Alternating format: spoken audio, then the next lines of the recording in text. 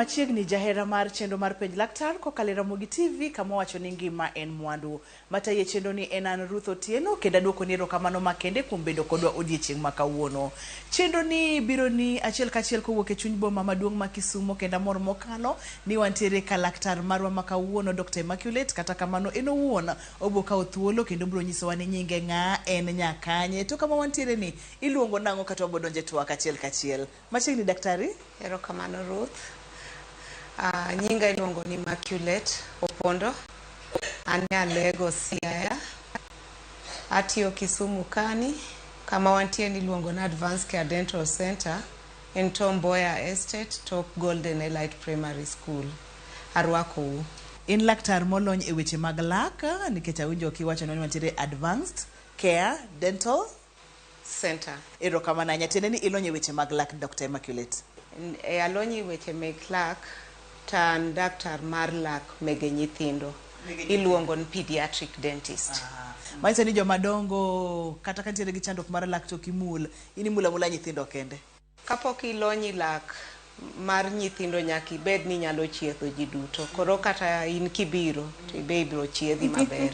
Erokamano nyamana kaka iwinjo no mano ni Dr. Immaculate entiere kod lony e tuoche mag lak kae to bende othiedho nyithindo ahinya e tich motiyo kama wantiere odiechieng' ma kawuono. Dr. Immaculate kawuono daher mondo wagoe mbaka kotenore kod chandruok ma nyithindo thoro bedo godo mag cavities kata dental decay. Ma bende wanyalo wacho ni en to kata kethruok mar lak. Debe ni mano en wach makare kaluonge kamano koso nitiere kaka wanyalo kete moingo kanyo. Decay, cavities. Kod dongere waluonge dental caries. To jomoko bende wuoyo ma pile luonge dental decay. Jomoko luonge tooth cavity. Koro gin leke motuch motimo bugni. Gin gu buche. To nwach buchego ng'eny seche giremo, seche moko gikuodo tut, seche moko nyalo mi wang' nyathi kuod marwake i subtal kete i ward. Leke ne kotuch to wang' nyathi nyalo kuot marwake ward? Kang'o motimore Dr. Immaculate? Nwach tuch mar lak ok en aena bugo kata bur, en tuo mikelo kod kute. To koro kute gi ko okalo bodonjo i kuonde moko mok lak to nyalo kelo tut. Tut no nyalo dhi machop nyaka kor ng'ato. To seche moko nyalo dhi malo bochopi obwongo ng'ato. Koro tuo mar lak en tuo maneko. Okonek kaka malaria, okang' mar malaria, okoneki okang' mar ukimwi. Lakini onego ji mang'eny, nyithindo kata joma dongo. Koro inyalo yudo ni malaria nego ji 100, to tuo mar lak nego ng'ato achiel. Tadier Ruth kata an awuon awacha awuon katho ten lal maduong' kuom joga. Koro kata ng'ato achiel, ngima achiel no en ngima manyaka warang. Nwach onge tuo monego bed ni nego ng'ato. Mano en adier jahera mar chendo mar penj laktar geno ni winjo wach ma Dr. Immaculate wacho no maber.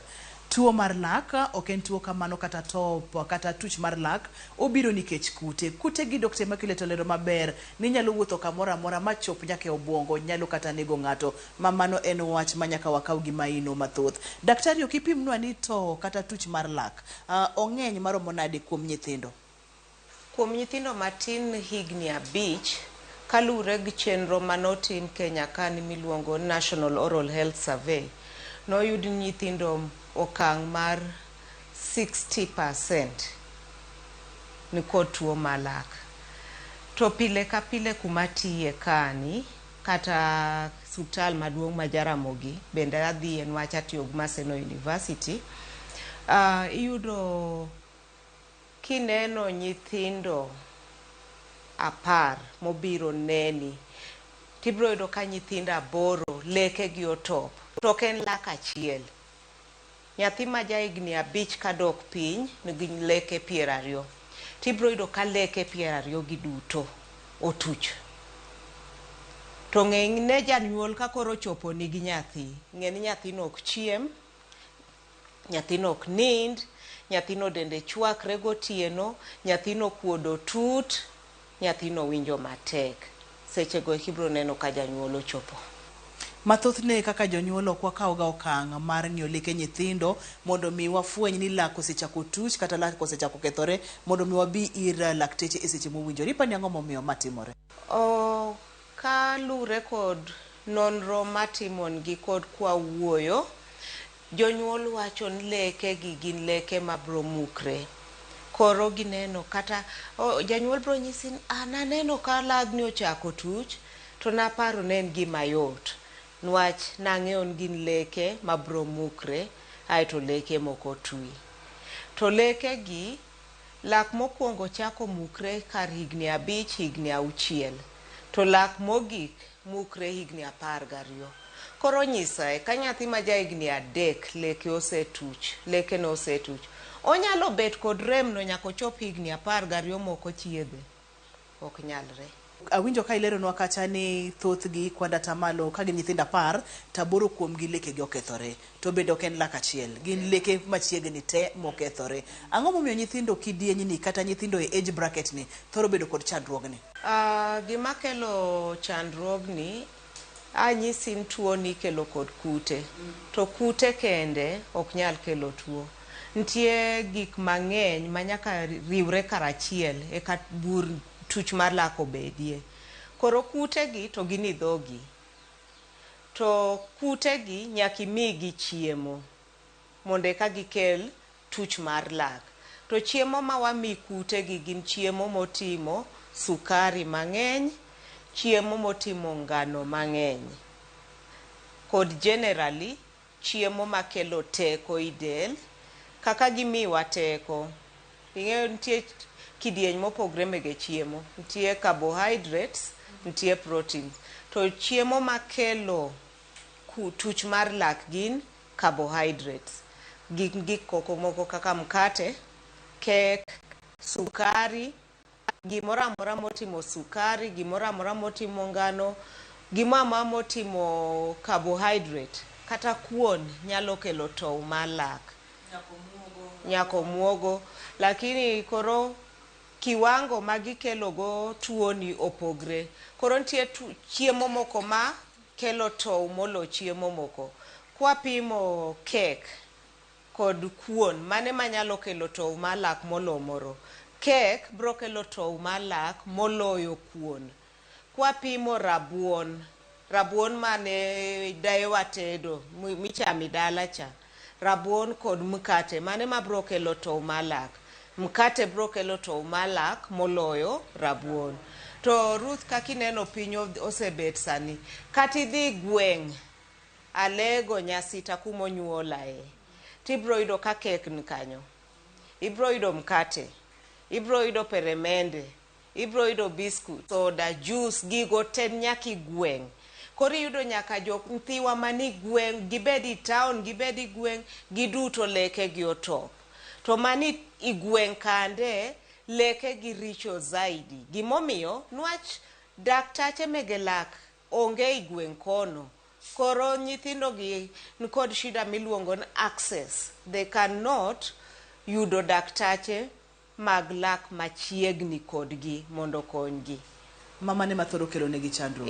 Daktari, nikech wang'iyo tuch kata to mar lak, iyudo ni samoro lak otuch kata oto e kidienje mopogore opogore. Debe ni wantiere kod kidienje kata types mopogore opogore mag to mar lak, oso lak en otucha tucha e style achiel giduto te?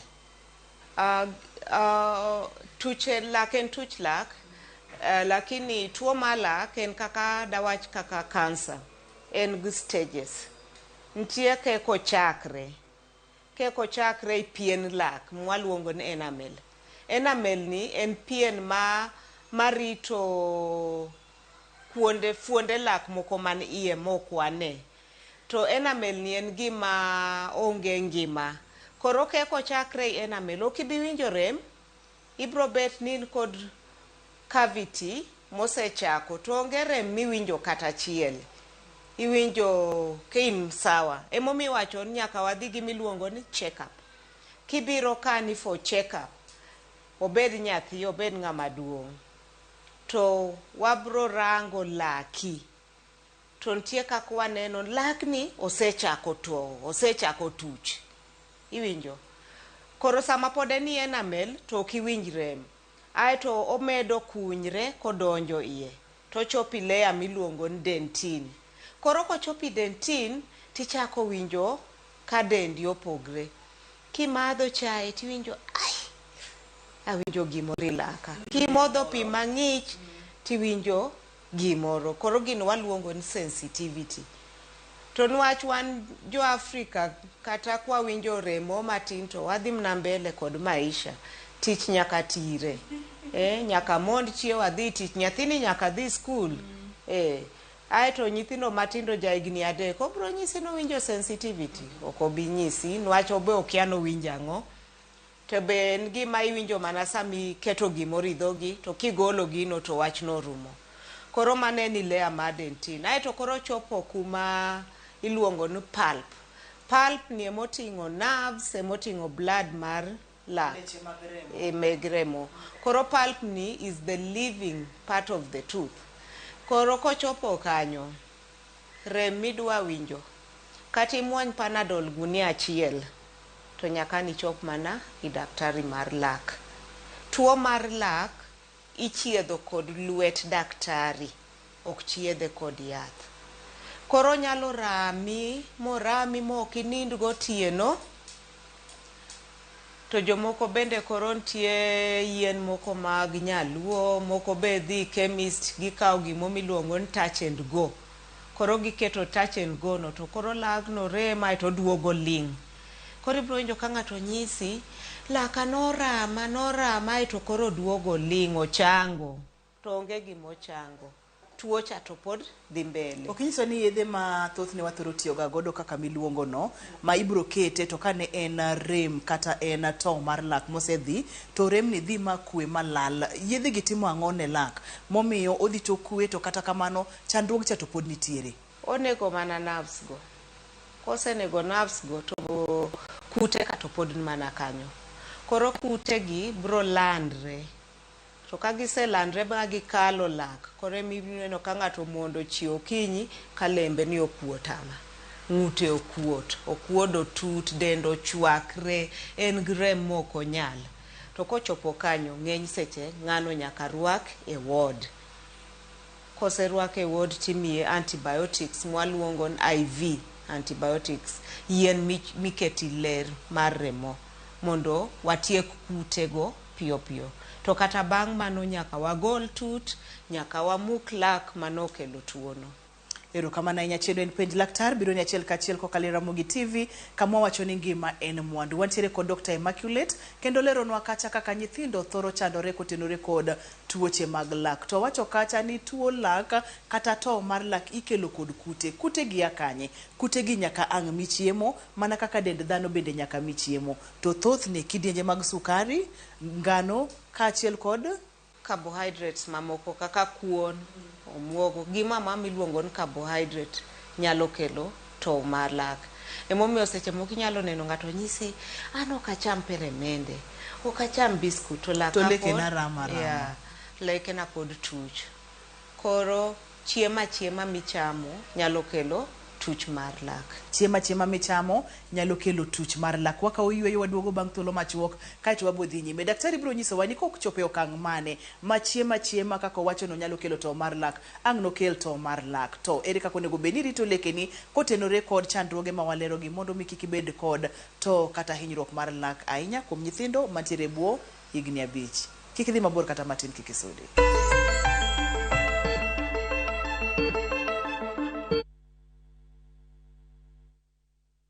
Oya, twende. Oya, twendeni. Kupotea naye. Twendeni bana. Ni wakati wa sisi wa mama. Ni wakati wa kupunguza bei ya stima. Oya buda, twende. Buda, twende tukashukishe bei ya mafuta. Twendeni bana. Oya majamaa. Twende. Oya majamaa, twendeni. Bei ya chakula kimepanda na ndio maana sisi sote tunaenda kuishukisha.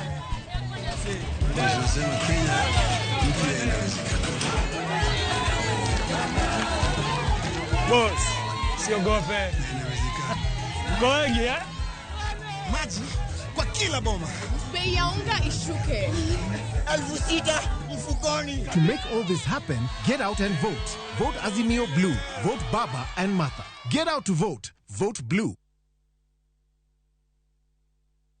Kisumu, kaka unyalo paro, kane wakao loch 2017, ne wayudo ka Kisumu ne rach kabisa, dongruok duto ne ochung'. Ne watiyo matek kendo wasetimo kaka ne wasingoni. Waseloso yore, pi maler wasekeyo e kor gwenge atamalo 75. Taka makachok wasegolo duto te. Kuonde thieth mang'eny oseger kendo konyo jopiny. Wasebero sekta mar somb nyithindo chakre ECD, kama wasendiko jopuonje maromo 665 e yo maongirore kata permanent and pensionable. Scholarships kod bursaries ne nyithindwa mariek wasechiwo $609 e bwo higni 5 kende. Tich pod ng'eny kendo en mana Profesa Peter Anyang' Nyong'o ema nyalo tiye. Akwai mondo igo ombuchi ne Profesa Peter Anyang' Nyong'o kaka governor kod Raila Amolo Odinga kaka president kod lange duto te tarik 9 dwe mar aboro. Wasetimo wadok tim.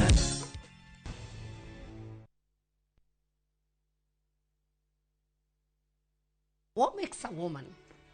Is it her character that emanates from her voice on real issues? Is it her fight for change? Her persona? Her pursuit for greatness? This country has had its fair share of great women. And now, we have a chance to place one of our own, Mother Karua, tested, qualified, and ready at the very apex of leadership.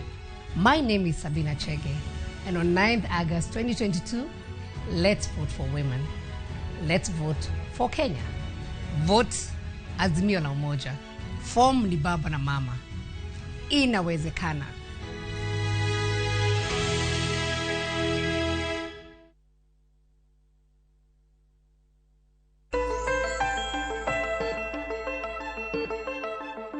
Machiegni kendo penj laktar kokalo Ramogi TV kama wacho ni ngima en mwandu. Kawuono wantiere kod Dr. Immaculate mabende en jalony e weche mag lak, en laktar mar lak. Kawuono wagombaka kotenore kod to mar lak kata tuch mar lak. Kane pok wadhi e yweyo no pimonwa kacha ni tuch mar lak biro kotenore kod kute mabende nitiere dhogwa. To kute mantiere dhogwa gibedo gidhi kelo tuch kata to mar lak mak mana ka wamiyo gi chiemo. Wamiyo gi chiemo nade? Kotenore kod gik ma wachamo kama oting'o chiemo moting'o sukari, oting'o carbohydrates, oting'o ngano kachiel kod kidienje mopogore opogore mag chiemo. Daktari kane pok wachopo kanyo ni pimonwa ni wantiere kod stages mopogore opogore kata kidienje mopogore opogore mag lak ma bende loso lak no duto te. Ta bende ni pimonwa kacha ni yudo ni lak e okang' mamalo mogik modendo kacha ni ochalo pien lak ene morito lag no duto te to kanyo ema chandruok chako bedo godo. Ibro pimonwa ni kai leronwa achiel kachiel kaponono ni nyalo leronwa ni maa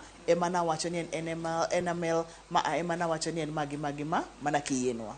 Koro kwarango pichani mani nyiso lak dhano kaka chal to maoko ni miluongo ni enamel. To kani ema top malak chakre. Enamel ni en kaka pien morito lak, morito leke kuonde komege leke ma iegi. Ene maka ng'ato ng'iyo laki to neno marachar ma oko no. Ero. Manen. Enamel gi mwaneno marachar ma oko ni. Koro kai matuo chakre to sama en kani okibi winjo rem, okibi ng'eyo ni in gi tuo. Emomiyo idwaro sama pod en ka to boyot chiedho ken ka. Sama pod en ka ni nwacho okiwinj rem to be pokolandre bodonjo iye koni, kibiro mondo din kanyo burno, ibro tiyo kod pesa matin. Koro kiweyo mok idhi subtal, to bur medo kunyo lak to donjo ilea mar ariyo ni miluongo ni dentin. Koro kochopi dentin kan wach dentin ni nerves matin. Ibro winjo ka kimodho pi mang'ich kata kichamo gimo maliet tiwinjo ka laki orami matin aito kendo we rami. Seche meni dentin ka ni be chiedhe ok tek ahinya. Koro kinyalo biro chon to yot mondo chiedhe kendo ibro yudo ka samo chiedhe kapod en gumalo koni enamel kata dentin tiyudo ka duoko ber moloyo. To ko ng'eny jogwa ok wadhi suptal nyaka bed no koro okinindo gotieno, okinyal chiemo, koreka imanyo daktar mar lak. Koro ng'eny ji biro ka tuoni osechopo ipalp kani. Tuneno palp kani gik ma blue go mago nerves, ma red go gin remo mege lak. Leche mag remo. Leche mag remo. Daktari, seche ma kute gi donjo ka wuok gi e okang' mamalo e rachar ma waneno ni, tiwacho ni omedore, tiende ni burni medo kunyore. Ang'o matimore ka kute gi medo nyuolore iye ka, gimedo bedo mang'eny, to kaka gimedo bedo mang'eny bende gimedo, nikech ng'eni koro seche ma ging'eny, gikunyo bur mang'eny mokalo. Koro kaka burni kunyre en kama, ntie kudni monindi lak ka. Ichamo mkate. Mkate ni dhimi kudni ni teko. Chiemo, odhi miye chiemo. To gimora mora man gi ngima kaka Nyasaye nochweyowa, kichiemo to nyaka bed chilo madendi be golo. Koro wan dhano wagolo chilo mar lach. Kwa mfano. Koro kani chilo ma kute gi dhi golo en acid. Ma kute gi bende golo chilo e dendgi ma en acid. Gitiyo gi chiemo to get energy, teko. Ka giseyudo teko to gigolo chilo, to chilo ni en acid. Koro acid ni ema dhi wang'o lak to loso bur. Owang'o to loso bur. Owang'o to loso bur. To kaka imedo chamo carbohydrate to kaka kute gi be medo nyuolre. Kaka dhano nyuolre kaka gimbe ginyuolore e lakika. Ginyuolre e lakika. Koro gimedo bet mang'eny, tibe imedo migi chiemo. Imedo migi tisiko manag peremende, biskut, kek, soda. Imedo migi chiemo. Ka gimedo chiemo to gimedo dak maber, gimedo kunyo od, gino giyudo ot, koro family bet maduong', ot be bet maduong'. Iwacho ni gidak maber. Gidak maber. Nwach gichiemo maber, rent bok gichul. Chiemo bok ginyiew, imigi amiya for free. Koro seche ma gichopo ka daktari, ni pimo nwa ka ni koro watere kod leche mag remo, kachiel kod remo e palp. Ang'a timore ka a? Koro ka gichopo kanyo, ibedo kod inflammation miluongo ni palpitis. En rem ma ng'at malaki oseramo nyalo pimo ni. En rem makiyao clinic sa achiel, tibro yudo ka jatuo nochako riti sa 12. Oriti idho ot, okonind. Nyaka daktari antig mashinde mege dentist eka rem no nyalo dhi. Mabende bro nyisowa ni gin mashinde mage. Kae to seche mosekalo kae nikech iwacho ni pod gidaka daka ka pod gichiemo. Ginyalo chamore ma gichop nyaka tie lak ka koso.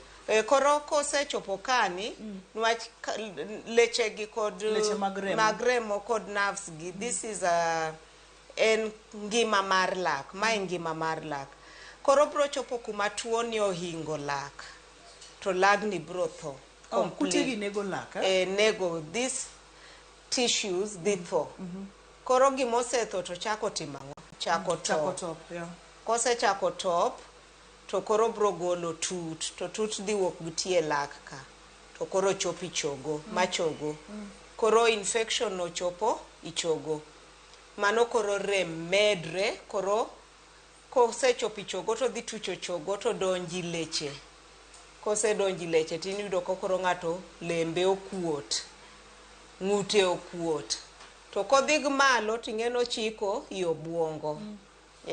Ka gin leke mamalo to chiko i obuongo. Ting'eyo no obuongo en kama sensitive dend dhano. Infection mochopi obuongo nego ng'ato mayot. To kata ken lak mapiny, kochiko bodonji kor ng'ato. Koro odhi thung'i moki yue. To koro gima dhi negi koro en okinyal yueyo. Tuo no chopi kori bodi orido ng'uti, bodonji kori bo odonji oboe mege yueyo ma koro onge kaka di yue.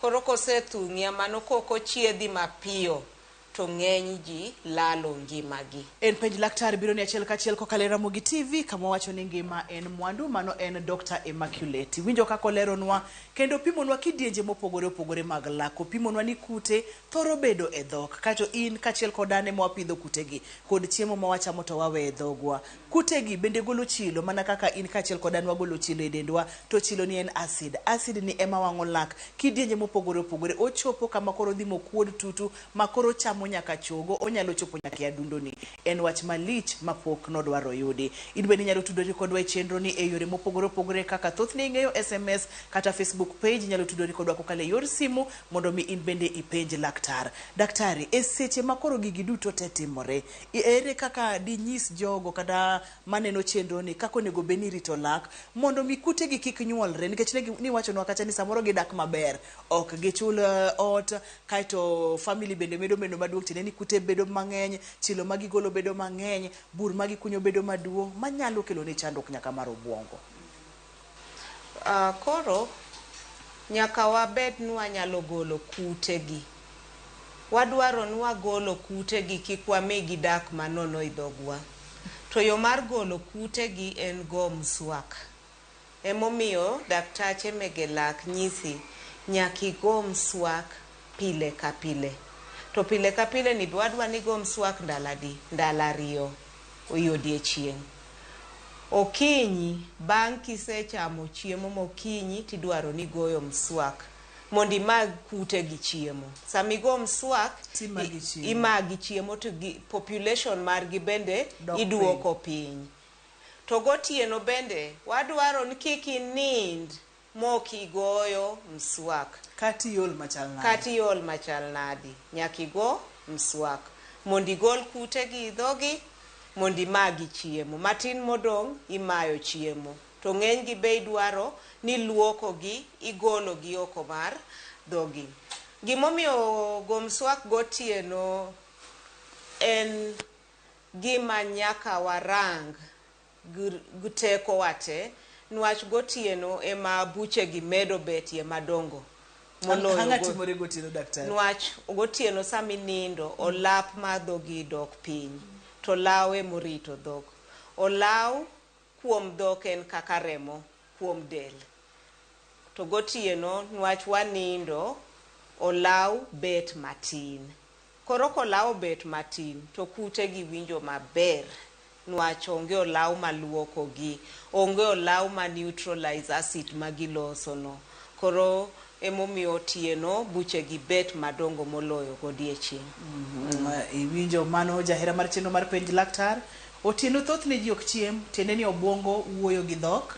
Anisa ni koro onge chiemo ma ichamo, tende ni olaw ok dwarre ahinya. Kaito seche ma olaw tine dhok bende yudo ka chandruok koro thoro bedo mang'eny. Daktari, ranyisi mage ma ka ng'ato oneno kata kowinjo to nego beni ochako chich ni entiere kod cavity kata tooth decay kaka ni lero nwacha, nikech iluonge gi nyinge mopogore opogore to en tuch kata to mar laka. Ki kuongo winjo ranyisi mage to nego beni chako chich ni nyaka bedie ni gimoro ok ber ka. Ruth kiparo ranyisi ka cavity gi chakre pien mar lak, onge ranyisi mibro winjo. Koro onge ranyisi minyalo winjo. Emomiyo idwaro nu ihiga ineno daktar mar lak ndalo ariyo. Nwach ng'eny seche onge ranyisi. To ng'echop sama iwinjo rem to tuo osedhi mabor. Koro wadwaro ni wachako chiedhi ka tuo pok odhi mabor, mondo bed mayot kuomwa to bed mayot kuomi. Tinyalo mana fwenye ka dhi check up, ma iwacho ni ji dhi diriyo e higa. Maka ponono ni ok idhi ga check up. Shida ma wan kod Kenya ka ji ok dhi check up. Ng'eny ji biro ka gin rem mang'eny. Obiro ka lake rame madwaro complicated treatment. Gik miwinjo kaka root canal treatment. To root canal treatment no beche tek. To wabende watiyo kod mashinde mang'eny kod yedhi mang'eny mondo wakony go lagno. Koro ibro yudo ka daktari onyisi root canal treatment en Sh25,000, tichako ywako daktache ohero pesa, daktache go nengo mamalo, to into daki bi chieth chon mondi miwa tich ma yot. Nwach root canal treatment no en luya, en tich matek. Kati wachako yogni daktache ohero pesa. Daktari ni pimo nwa kacha ni ka bet nego beni ng'ato rudho lake kata go maswaka diriyo odiechieng' tok chamo chiemo mokinyi kaachiel kod tok chamo chiemo motino kapok idhi nindo, mondo migol chiemo manyalo dong' e dhogi. Seche migolo chiemo ni ituono kute ka chiemo. Seche mituono gi chiemo waste kata uchafu magigolo kata chilo magigolo dok piny. winy kaito ok dhi kelo ni chandruok. Wabro dok chien matin daktari mondo wang'e ni to ere kaka onego bed ni ng'ato go maswak. Nikech ng'eni maswak ni bende nitie kaka onego bed ni goye kapo nono ni oka baye ahinya. Nitie kaka onego bed ni go maswak, koso maswak teka ni kao yadh lak ikete maswak tigoyo kamano. Go maswak en kaka luoko law. Nitie ng'ato mabuo luoko, okao law to nyumi pi dakika achiel to osegole e pi, ok odunyo ng'ute, ok odrango yuoth law, iyudo ka chilo pod odong' e ng'ut law. Sana ji ma pod tindo, nyithindo matindo, iwacho luok lawino, kidhi rango law kumomoe thol tiyudo ka odumbe e pi to gole moko luoke maler. Koro lak bende nitie nyaka irudhe kona duto. Irudh woko, irudh iye, wiye malo, aeti nitie kamba moro miluongo ni dental floss mikalo e kind lake kuma toothbrush ok donjie mondo igol chilo momoko e kind lak kanyo. E seche ma ipimonwa kata ni onego bed ni ji go maswak, nyithindo matindo ok ong'eyo ga go maswak. Nyithi onego bed ni konyo leke nyithindo nang'o mondo mi waritgi kik gibed kod kute mane wawacho ko. Mano penjo maber mikelo nwach wawuoyo kuom nyithindo matindo. Nyithindo matindo gi kendo shida ma wan kodo en jonyuol paro magi leke mabro mukre, aketh seche na nang'o kago gi mswak. To kaka lak ng'ama duong' top e kaka lak nyathi top. To top ma lak nyathi rach moloyo kata mar ng'ama duong'. Nwach ka ng'ama duong' lake dhi kao higa mondo rame, to nyathi lake dhi rame dweche 2. Nwach leke mege nyithindo tindo moloyo leke jomadongo. Koro tuo no chopo ngima mar lak piyo moloyo kaka gichopo mar ng'ama duong'. Nyathi matin ok nyal goyo mswak. Ng'eny jonyuol nyisa, nyathini goga mswak kende, asenyone brush, asenyone toothpaste, asenyone yath. Ogo mswak kende, be ok odwa nokonyo, odwa notimo kende. Tapenye nyathini ja higni adi?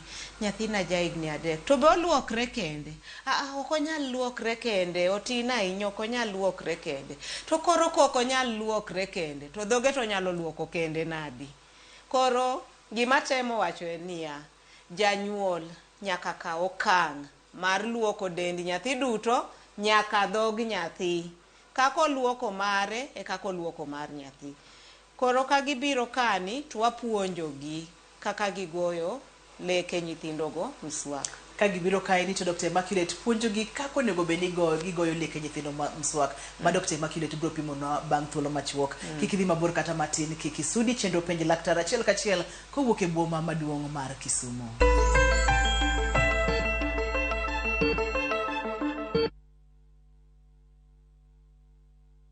My name is Sabina Chege. During my tenure at the National Assembly, I happen to chair the Education Committee.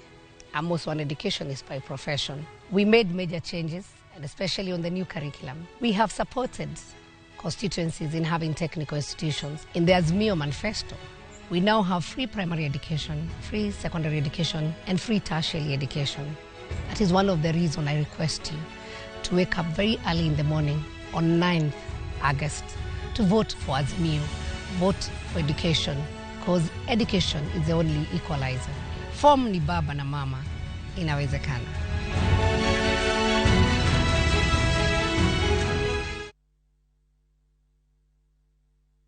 Shabiki Jackpot Bao wiki hii. Cheza mechi hizi ili ushinde 20,990,510 shillings. Shabiki Jackpot Bao, the easiest jackpot in Kenya. Strictly not for persons under the age of 18.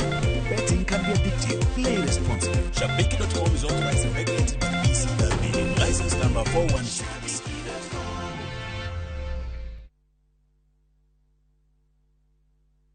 Yes, sir. Jothurwa, thuolo ochopo mar yiero kit ngima midwa dago in kaachiel gi jogo migenorigo ei kaunti wa ma Homa Bay kuom thuolo mar higni 5 mabiro. Kaka japur, idwaro ndara mabiro konyi tero mwanduni e chiro mondo iyutie. Ijalupo, be idwaro arita makare e nam kod chiro maber ne rei. Idwaro gi lupo manyasani gi kar loso rech maber ne chirni ma oko, nikech mano ema ema biro miyi nengo makare. Ujo ohala matindo tindo be un gi lek mar dongruok kendo bedo madongo mamedo yuto. Jopith jamni be dwaro arita makare ne jambgi, thieth nyaka mar yuto. Irawera moseyudo tiegruok, donge in gi lek mar yudo kama inyalo tiye ei Homa Bay ka? Mine wetena, donge udwaro pi maler, thieth makare gi wuoth mayom e apaya mabeyo? Tiende ni in gi geno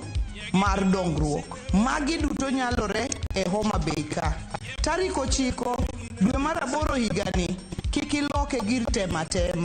Tim yiero makare, yier Gladys Wanga gi Oyugi Magwanga Eten County mondo wachop geno wa mar dongruok.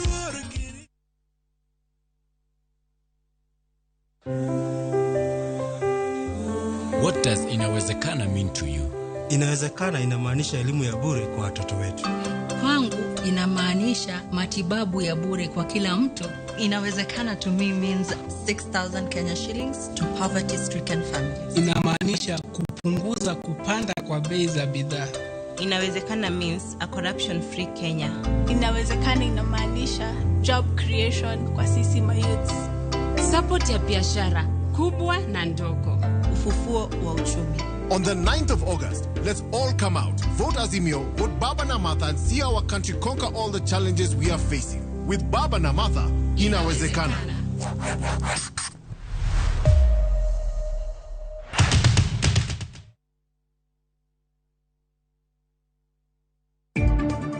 We have teams on the ground that have been working here for a long time. We are collecting intelligence in real time.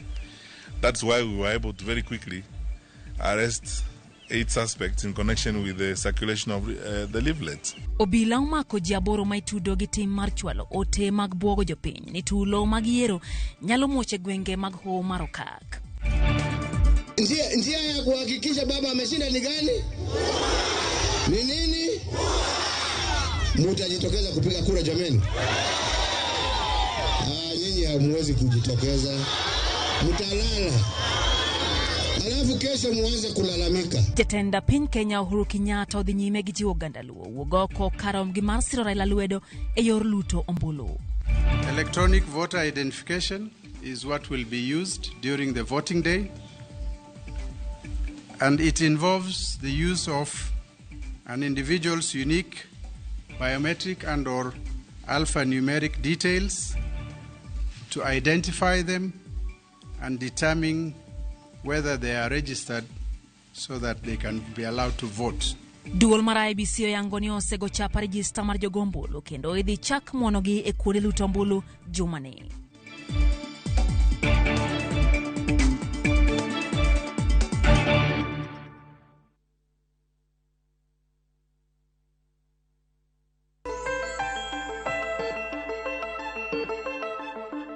Machiegni kendo jahera mar chendo mar penj laktar odiochieng' ma kawuono wang'iyo yore ma wanyalo geng'o goto kata tuch mar lak. Dr. Immaculate oleronwa malong'o kendo maler mokalo kaka lak chako to kod chandruoge minyalo yudo kotenore kod kute mabende thoro bedo e dhok mabende inyalo tieko kotenore kod luoko lweteni kod maswak kod yath diriyo e odiochieng'. To kane pok wadhi e yueyo ne wapenjo Dr. Immaculate ni to ere kaka onego bed ni warito leke nyithindo. Opimonwa ni nyithindo onego bed ni luoko lekegi maber, to ka gin nyithindo matin higni 5 to jonyuol onego bed ni kawo ting'no mar gonegi maswak. Dr. Immaculate, wantiere kanyo. Kaka onego bed ni warito leke nyithindo kapod tindo matindo ne higni 5. Ok ang'eyo gimomiyo ubedo kod mic kama ma omiyo upiele koso ma en ang'o mutemo timo kae? Koro gimatemo nyiso kani en kaka inyalo goyo mswak mar nyathi matin. To jonyuol mang'eny osenyisa ni nyathini chanda ok odwa kata nogone mswak. Koro unyalo goyo mswak ji ariyo kaka wabet tipielo nyathi bambe uamani. Mani en gimitimo go nyathi matin kabisa, jahigni 2, jahigni 1 nyaka jahigni 5 kanyo. To ka gisebedo mabor mata bro nyisou yo moro nono ma inyalo tiyogo. Koro kiseketo nyathi bonindo ibambi amani to un ji ariyo, ng'ato achiel omake gase kocha, tisekawo brush ni iketo toothpaste matin. To gimomiyo waketo toothpaste matin, Nwach toothpaste ng'eny toothpaste mitiyogo gin kod gimiluongo ni fluoride, to kiketo mang'eny nyithindo matindo ng'eny seche bro muonyo fluoride no. Koro ka gimuonyo fluoride no mang'eny bang' ndalo mang'eny to nyalo kelonegi shida moro kendo miluongo ni dental fluorosis. Koro emomiyo idwaro ni keto toothpaste matin kaka nyiso size mar ndengu oromo nyathi matin. Koro kiseketo toothpaste matin to nyathi iseketi position ni ng'amobet kono en kata min gi kata won gi, en ng'amo ng'eyo, omor, oting'e kod jonyuolne, to koro inyalo gone mswak moko chandi. To kigo mswak tinyiso nyathi mondo yaw dhoge, tirudho leke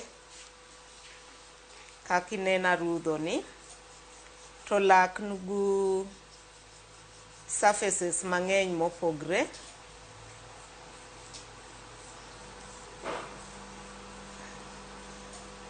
Arudho oko, tarudho iye, tarudho wi lak malo. Tirudho bethene? Tarudho bethene ma oko, tarudho bethene ma iye. Ma kabeto onego beni time gi pattern, onego beni kichako konchiel tidhi adhiya mos nyaka ichop tum komachielo. Gima muhimu nyaki ne ni kalo idhok te. Ok onego bed ni rikni. E seche ma itimo ma daktari, kidieny mane mar toothbrush monego beni tiyo godo kod nyithindo, kuom nyithindo matindo? Kuom nyithindo matindo kidhi duke mege supermarket kata iduke mag yath, ibro yudo toothbrush matindo tindo mege nyithindo. Kaka mineno ni en matin mar nyithindo. Ntie toothbrush ma wiye tin. And then toothbrush gitindi loso kalure kod hik nyathi.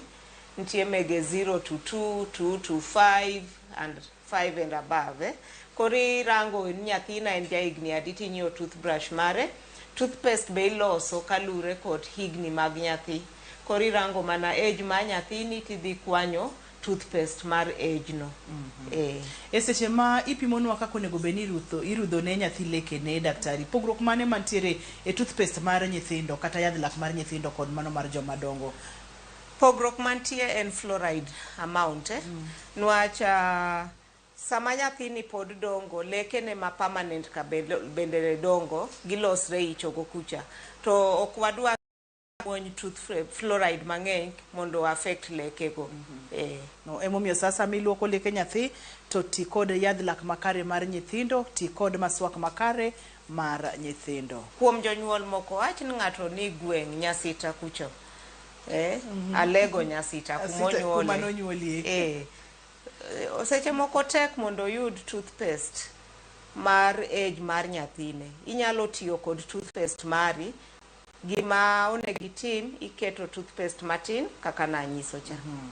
Erokamano daktari. Koro kiwe mokigo mswak ni nyathi nwach ok yudo toothpaste mar age no.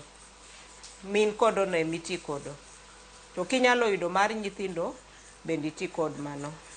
Ma koro en kidieny achiel mar luoko ne nyithindo lekegi, nyithindo mantiere e bwo higni 3.